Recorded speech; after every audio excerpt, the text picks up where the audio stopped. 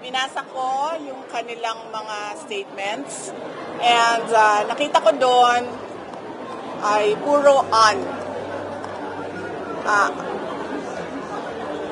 unusual, unbecoming, unhinged.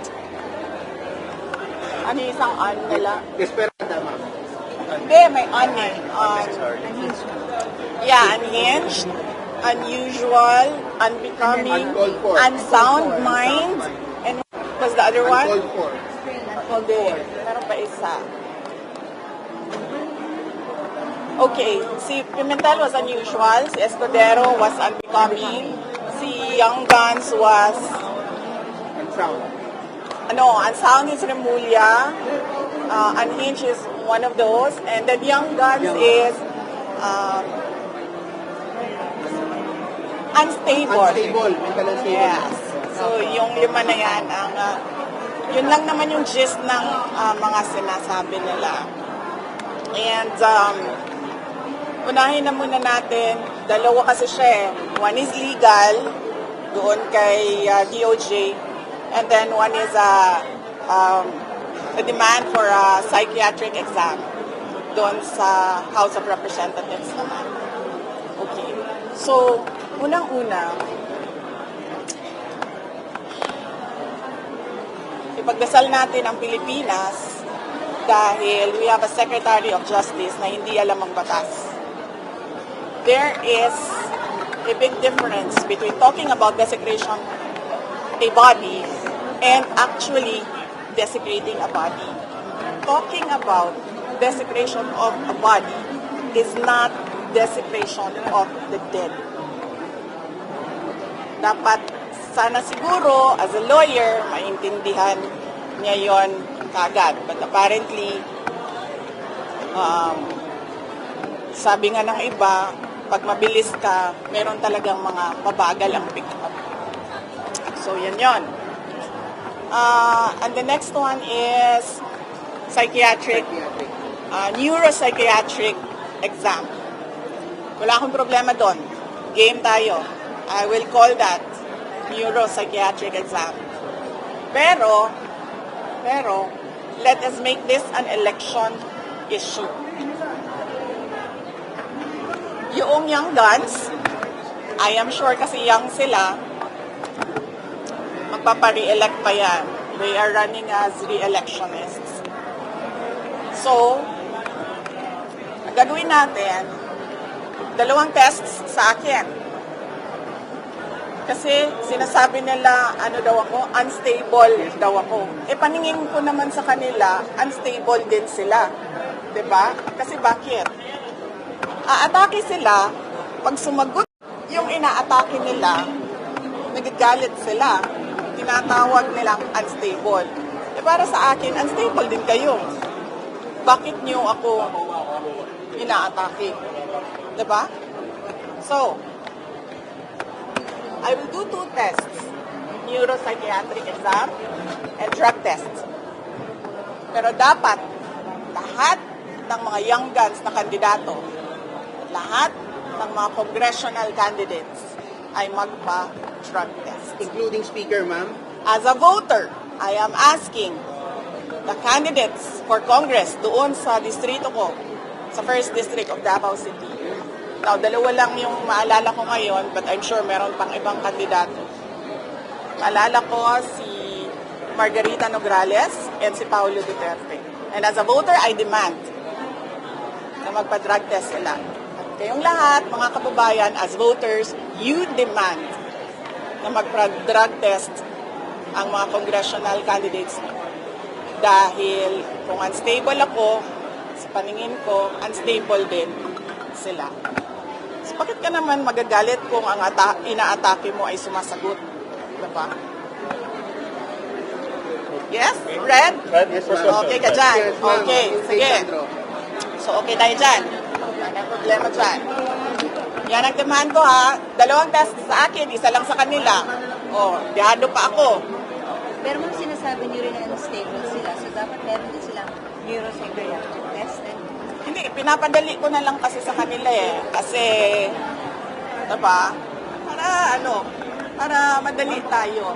So we call on the Philippine Medical Association, the Philippine Psychiatric Society siguro, is it called that way, to set the guidelines para sa amin lahat. Okay? Lahat ng butante mag-demand ng drug test sa ating mga congressman candidates kasi unstable din sila. Saan po dapat gawin ang drug test, ma'am? Sa private hospital o sa public hospital? We need independent third-party hair follicle testing. That is why we are asking the help of PMA. Tulungan nyo kami to set the guide. Kailan nyo mang gusto mangyari yung test? Pag kinol na nila, okay na tayo. Hindi pwedeng 3 months after ha, kasi hindi magdodroga yan ng 3 months, tapos na yung testing nila. So, anytime. So dapat Dapat ngayon na. Ayun na. dapat 10 Ayun months. na. Magpa-drug test tayong lahat at dagdagan ko ang sa akin, neuropsychiatric. Game. Tayo dyan. Ma'am, what if po ma'am sabihin ng young guns na you're just bluffing too much? I'm not bluffing. Pangalan ko nakataya dito. Nandiyan kayo lahat nakikinig at nakita na nagsabi ako. I'm not bluffing. Ma'am, may ganito ng resume for si Congressman Colong, pero wala man lang may sound. Diba? Oh. Diba? Ayaw nila magpa-drug test. Bakit kaya? So hanggang So- congressional lang, ma'am. Yes. So yan. Okay ako. Wala tayong problema dyan.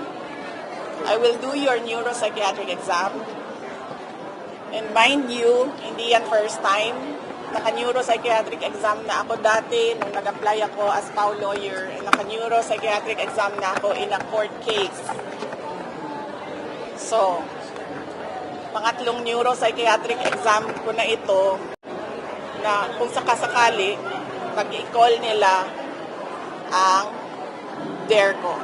Drug test sa inyo, dalawang test sa akin. Yes. So, unstable, unhinged, unbecoming,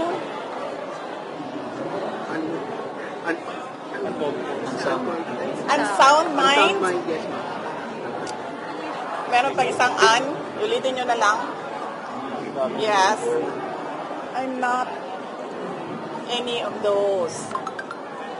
Ang problema kasi ngayon sa mga politiko, they have never seen a politician who has nothing to lose. They have never seen a politician na IDGAF. Kung sa Bisaya pa, bala mo din na makigdumog ko sa kanal. Yan ang problema. Kasi, I am not like them. And ang tendency sa mga ganito na mga tao, sasabihin nila, crazy, lukaret, luka-luka, buang, Desperado, ma'am. desperada. Bakit daw ako desperada? I am Vice President of the Republic of the Philippines. I am not going anywhere. So anong ikakadesperada ko? Diba? So yan yung problema dyan. Yan yung problema nila. Because they've never seen anything like Sara Duterte. Hindi ako maareglo. Hindi ako mabayaran ng budget, hindi ako mabayaran ng pera. Ang laki ng problema nila. Kasi ngayon, ayaw ko na umahimik. Noon, walang nagsasalita kontra sa administrasyon. Ngayon, merong isang tao nagsasalita kontra sa... Nawawala ako sa akin. Sandali, saan ako? Doon sa... Saan? Tinatawag nilang buang. Tinatawag nilang luka-luka. They did that to MDS noon. Pero they cannot do it to me ngayon. Lahat ng psychiatric exam na gusto ninyo, let's go. Gusto nyo pa, televised ang exam, ang tests. So, you're also challenging, ma'am, na hindi televised ang test. Oh, yeah. Dapat lang. Dapat nakalagay yan dun sa guide. Hindi pwedeng magsikreto-sikreto kayo dyan ng testing ninyo, ha? Ma'am, you said po na you're speaking against the government po. Are you positioning yourself as the opposition na po? Hindi, sila ang nag-aano sa akin. Sila ang nagtutulak sa akin, eh. Sila talaga ang inaatake nila ako. Tapos, pag sumagot ako, nagagalit sila, ginagaslight nila ako. Mr. Deception. Kung pinabayaan lang sana nila ako sa Davao. I was mayor already. I was unopposed. Kung pinabayaan lang nila ako sa DepEd, nagtatrabaho lang ako dun, wala akong ginagawa sa kanila. Nung nag-resign ako sa DepEd, kung pinabayaan lang nila ako, diba? Na gawin ko yung trabaho ko sa Office of the Vice President, kahit magtanim ako ng puno, araw-araw, pabayaan niyo lang ako. Kasi may pagbabago campaign naman kami, tree planting, educational advocacy, lahat yun. Problema sa kanila, nakikipag-away sila. Tapos, kapag lumaban, yung inaaway nila, nagagalit sila. And, sila yung nagsasabi na siya yung may problema. Hindi ako yung may problema. Hindi ako known na kalaaway. Except, yung inuunahan na